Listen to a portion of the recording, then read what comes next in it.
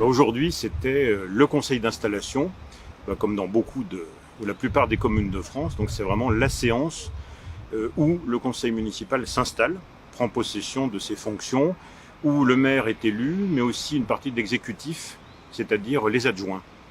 Alors aujourd'hui, c'était particulier parce que ce conseil n'a pas pu se tenir derrière nous à l'hôtel de ville, dans le salon d'honneur, où traditionnellement tous les conseils d'installation se tiennent, mais on avait choisi de le faire dans le centre des congrès, donc de l'autre côté du parc de verdure, parce qu'il y a davantage d'espace, nous permettant de respecter les distances nécessaires et donc exceptionnelles pour que ce scrutin puisse se dérouler.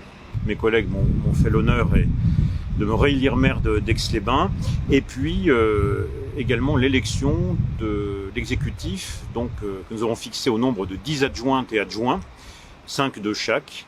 Donc à la sortie de ce conseil municipal, eh bien, le maire et les adjointes et les adjoints ont été installés. C'est une dame qui est première adjointe, Marie-Pierre Montaureau, par ailleurs conseillère régionale, et puis ensuite en alternance, un homme et une femme, avec les délégations correspondantes qui ont été annoncées à cette occasion.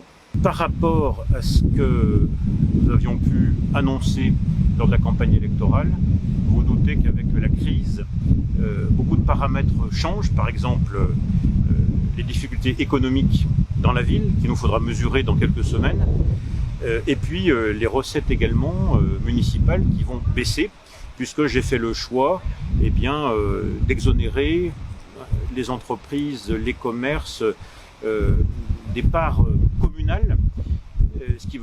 Le stationnement est gratuit depuis plusieurs mois maintenant, mais c'est un choix voulu, c'est une volonté pour à la fois accompagner l'économie et essayer de la relancer, mais ce sont autant de recettes qui évidemment ne rentreront pas dans les caisses de la municipalité et qui vont nous amener à redéfinir les dossiers, les chantiers prioritaires à la lecture, si vous voulez, de la situation économique et sociale d'Aix-les-Bains dans son bassin.